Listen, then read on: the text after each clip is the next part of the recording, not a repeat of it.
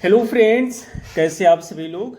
स्वागत है आप सभी का हमारे यूट्यूब चैनल इंग्लिश लिटरेचर 247 में।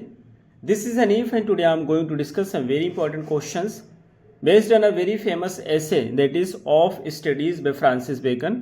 तो आज के क्वेश्चंस हमारे इसी एसे पे बेस्ड होंगे।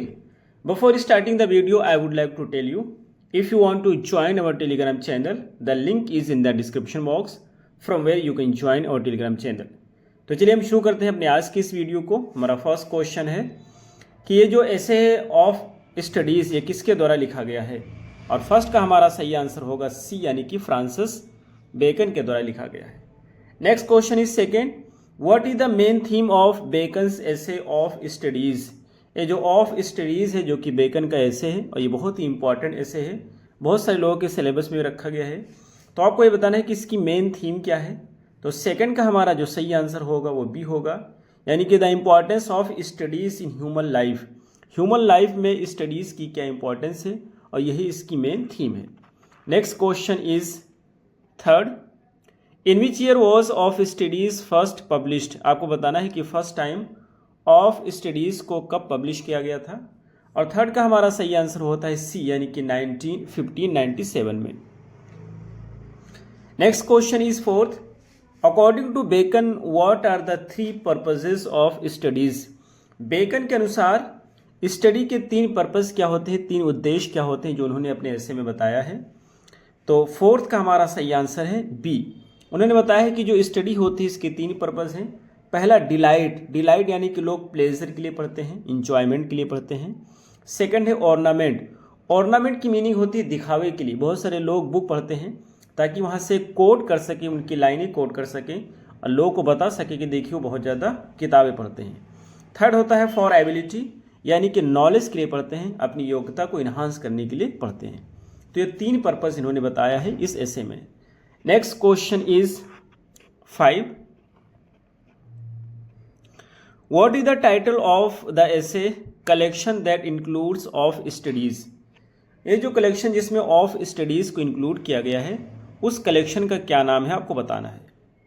5 का हमारा सही आंसर होता है फर्स्ट, यानी कि एसेज और काउंसिल्स, सिविल एंड मॉरल्स, ये इस कलेक्शन का नाम होता है। नेक्स्ट क्वेश्चन है 6, what are studies compared to in Bacon's essay.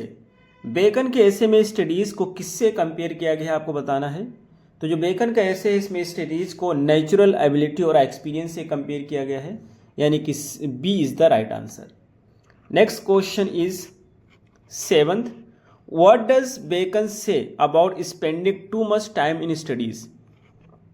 Bacon उन लोगों के बारे में क्या कहना चाहते हैं जो स्टडी में बहुत ज़्यादा समय स्पेंड करते हैं।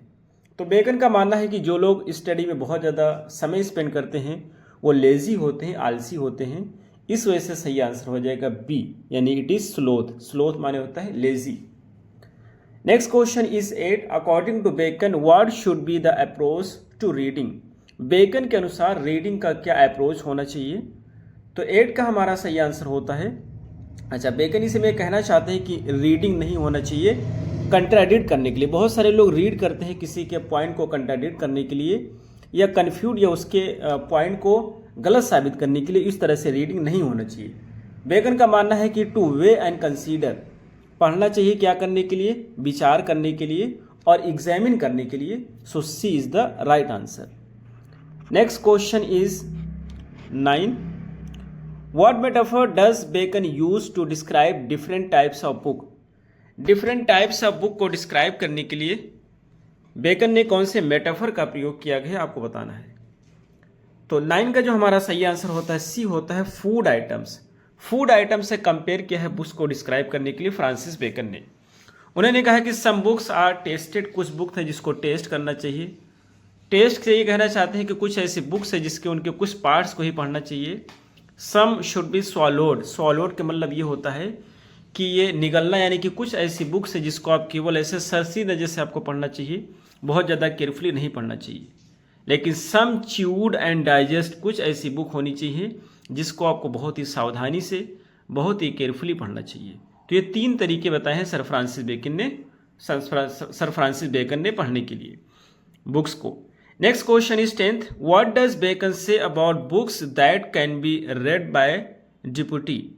डिप्टी के मतलब ये होता है कि ये कहना चाहते हैं कि उस बुक्स के बारे में सर फ्रांसिस बेकन क्या कहते हैं जिसको चाहते हैं कि कोई असिस्टेंट के द्वारा पढ़ा जाए। वो चाहते हैं कि उसको किसी व्यक्ति के द्वारा पढ़ा जाए और आप बैठ करके उसे सुन सकते हैं। तो किस बुक के बारे में ऐसा वो बोलते हैं। तो बी का हमारा सही आंसर होता है they should only be less important books. वो कहना चाहते हैं वो ऐसी बुक्स जो बहुत ज़्यादा इंपॉर्टेंट नहीं है, लेस इंपॉर्टेंट है, तो ऐसी बुक्स के लिए क्या आप किसी असिस्टेंट को रख सकते हैं और वो आपके लिए पढ़ सकता है और आप उसको सुन सकते हैं। लेकिन कौन सी बुक की बात करते हैं, less important books. Next question is 11th, how does Bacon describe the impact of reading on a person.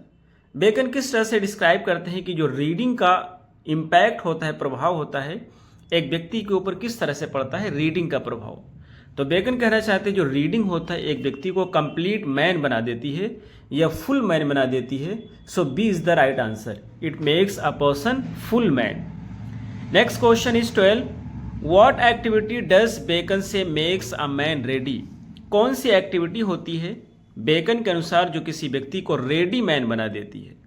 तो 12 का हमारा सही आंसर होता है कॉन्फ्रेंस। कॉन्फ्रेंस ये कहना चाहते हैं कि जो स्पीकिंग होती है, कन्वर्सेशन होती है, वो व्यक्ति को रेडी मैन बना देती है। Next question is 13, according to Bacon what makes a man exact.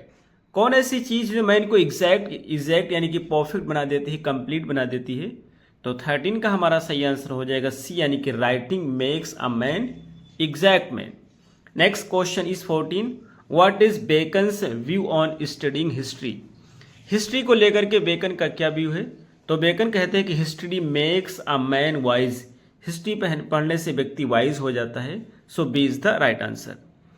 Next question is 15, what does Bacon suggest for someone whose wit is wandering. ये कहना चाहते हैं उस व्यक्ति के बारे में बेकन क्या सजेस्ट करते हैं जो है भटक रहा होता है, जो कंसंट्रेट नहीं कर पाता है। तो बेकन का मानना है कि यदि आप कंसंट्रेट नहीं कर पाते हैं, स्टडी पे कंट्रोल नहीं कर पाते हैं, तो आपको मैथमेटिक्स की स्टडी करना चाहिए, जिसकी प्रॉब्लम को सॉल्व करना चाहिए, उससे आप कंसंट्रेट कर पाएंगे। So B is the right answer. Next question is 16, according to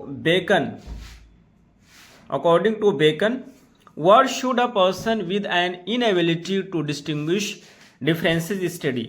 यानी एक ऐसा व्यक्ति होता है जो कि स्टडी या किसी चीज़ों में डिफ्रेंशिएट नहीं कर पाता है, क्या उसको पढ़ना चाहिए क्या नहीं पढ़ना चाहिए, तो उसके लिए उसको कौन सी चीज़ की स्टडी करना चाहिए। तो इसके लिए सही आंसर हो जाएगा the school man. The school man से ये कहना चाहते हैं फिलोसोफर यानी कि फिलोसफी। अगर व्यक्ति डिफ्रेंशिएट नहीं कर पाता है तो उसको फिलोसफी पढ़ना चाहिए। A is the right answer. Next question is 17, what does Bacon compare to disease of the body in his essay. Body की डिजीज से किस चीज़ को कंपेयर किया गया अपने एसे में। तो 17 का हमारा सही आंसर होता है फर्स्ट, यानी कि डिफेक्ट्स ऑफ माइंड को डिजीज से कंपेयर किया है। Next question is 18, what type of walking does Bacon recommend for the stomach. यानी कोई ऐसा व्यक्ति होता है जिसको स्टमक की प्रॉब्लम है, तो उसको किस टाइप का वॉक करना चाहिए फ्रांसिस बेकन के अनुसार। So B is the right answer. Bacon बताते हैं कि उसको जेंटल वॉक करना चाहिए। Next question is 19, what does Bacon say about crafty man in relation to studies. Crafty man यानी कि कनिंग या चालाक मैन, तो उनके बारे में क्या बताते हैं बेकन। तो 19 का हमारा सही आंसर हो जाएगा बी, यानी दे कंडेम स्टडीज। जो क्राफ्टी मैन होते हैं, कनिंग मैन होते हैं, चालाक होते हैं, वो स्टडीज की निंदा करते हैं, उसको कंडेम करते हैं। Next question is 20th, What is the consequence of using studies too much for ornament according to Bacon. Bacon के अनुसार अगर कोई व्यक्ति है ऑर्नामेंट के लिए, दिखावे के लिए बहुत ज़्यादा स्टडीज़ का प्रयोग करता है, बहुत ज़्यादा पढ़ता है ताकि वो एग्जाम्पल को कोट कर सके, लोगों को दिखा सके, तो उसका क्या रिजल्ट होता है। तो इसका सही आंसर होता है सी, यानी कि इट इज़ अफेक्टेशन, यानी कि ये व्यर्थ होता है, बेकार होता है। Next question is 21, what does Bacon compare to common distilled water. Common distilled water यानी कि वाटर की सरफेस की बात करते हैं, तो कौन ऐसी चीज़ है जिसको वाटर के सरफेस से कंपेयर किया गया है। इसका सही आंसर बी होता है distilled books read by extract. तो सर फ्रांसिस बेकन का कहना है कि यदि बहुत सारे लोग ऐसे होते हैं जो बुक की समरी पढ़ते हैं, एक्सट्रैक्ट माने समरी, जो बुक की समरी सुनते हैं, कोई व्यक्ति उसको नैरेट कर रहा है, उसकी समरी को सुनते हैं, तो यदि आप किसी बुक को समरी को सुनते हैं तो ये उस तरीके से जिस तरीके से पानी का सरफेस होता है, आप उसकी डीप के बारे में आपको नॉलेज नहीं हो जाएगा, केवल आप सरफेस के बारे में आपको पता चलेगा। तो इस वजह से आपको बुक को डिटेल में पढ़ना चाहिए, समरी नहीं सुनना चाहिए। Next question is 22, what does Bacon say about the role of natural abilities in studies. Sir Francis Bacon के अनुसार नेचुरल एबिलिटीज का क्या रोल होता है स्टडीज में। तो 22 का हमारा सही आंसर होता है कि they need to be proved by studies. उनको क्या होना चाहिए, स्टडीज के द्वारा प्रूव करना चाहिए। स्टडीज के द्वारा उसमें जो है नेचुरल एबिलिटी होती है उसको स्टडीज के द्वारा एक्सपर्ट बनाना चाहिए, उसमें मिक्स करना चाहिए। Next question is 23, how does Bacon describe the use of studies for judgement and disposition of business. Business के डिस्पोजिशन के लिए और जजमेंट के लिए सर फ्रांसिस बेकन ने स्टडीज को किस रूप में डिस्क्राइब किया है, स्टडीज का यूज। तो 23 का हमारा सही आंसर होता है as the humour of a scholar, scholar के ह्यूमर के रूप में। C is the right answer. Next question is 24, what should one do with books that are to be tested. ऐसी बुक्स जिसको टेस्ट करना चाहिए उसके बारे में क्या बोलते हैं फ्रांसिस बेकन। तो 24 का हमारा सही आंसर है यानी कि रीड ओनली इन पार्ट्स। जिस बुक को टेस्ट करने की बात करते हैं उनको पार्ट्स में पढ़ना चाहिए। Next question is 24, how does Bacon describes the impact of writing on a person's personality. एक व्यक्ति की पर्सनैलिटी पर राइटिंग का क्या इम्पैक्ट पड़ता है आपको बताना है। तो ये it makes a person exact, ये जो व्यक्ति को होता है एग्जैक्ट बना देती है, कंप्लीट बना देती है या परफेक्ट बना देती है। Next question is 26, according to Bacon what does reading confer on a person. Reading जो होता है एक व्यक्ति को क्या बना देती है, तो रीडिंग एक व्यक्ति को फुलफिल कर देती है, fulfilment is the right answer. Next question is 27, what does Bacon believe about wisdom taught by studies. ऐसी विजडम जो कि स्टडीज से हमें मिलती है उसके बारे में सर फ्रांसिस बेकन क्या कहते हैं। तो इसका जो हमारा सही आंसर हो जाएगा बी, यानी कि it needs to be supplemented by experience. केवल स्टडीज से आपका कुछ भला नहीं होगा, उसमें एक्सपीरियंस की भी जरूरत है, और जब एक्सपीरियंस हो जाएगा तो उस चीज को पूरा कर देगा, कंप्लीट कर देगा। Next question is 28, what does Bacon mean by the phrase अब्यूंच स्टूडिया इन मोर। ये फ्रेज यूज किया गया, इसका मतलब क्या होता है। तो 28 का हमारा सही आंसर होता है studies pass into and influence the manner. जो स्टडीज होती हैं वो गुजरती हैं और वो जो मैनर है उसको इन्फ्लुएंस करती हैं। अगर आपने कुछ सीखा है तो वो आपके बिहेवियर से रिफ्लेक्ट होगा, पता चलेगा। Next question is 29, what does Bacon categorise the effect of studying mathematics on mind. ये जो मैथमेटिक्स की स्टडी होती है इसका क्या इफेक्ट होता है माइंड पे सर फ्रांसिस बेकन के अनुसार। तो ये कहते हैं इट मेक्स मैन सटल, यानी कि ये जो होता है व्यक्ति को इंटेलेक्चुअल बना देती है, सूक्ष्म बना देती है। Next question is 30, which activity does Bacon recommend for someone with a weak ability to illustrate one thing with another. कोई ऐसा व्यक्ति होता है जो एक टॉपिक पे बात कर रहा है तो उस पॉइंट को कोट नहीं कर पाता या कोई एग्जाम्पल दे करके समझा नहीं पाता है। अगर इस चीज़ की वीकनेस किसी व्यक्ति के अंदर है तो सर फ्रांसिस बेकन उसको क्या सजेस्ट करते हैं। तो यदि कोई व्यक्ति होता है कोई एग्जाम्पल को कोट नहीं कर पा रहा है, अपने पॉइंट को नहीं रख पा रहा है, तो सर फ्रांसिस बेकन का कहना है कि उसको लीगल लॉ की स्टडीज़ के केसेस पढ़ना चाहिए। वहाँ पे जो एडवोकेट होते हैं बहुत ही एक्सपर्ट होते हैं और बहुत सारे एग्जाम्पल को कोट करते हैं बहुत ही एक्सपर्ट तरीके से, तो वहाँ से वो सीख सकता है। So B is the right answer. ये रहे हमारे आज के क्वेश्चन, हमें उम्मीद है आपको जरूर समझ आए होंगे। फिर मिलते हैं अगली वीडियो में। Till then take care, have a good time.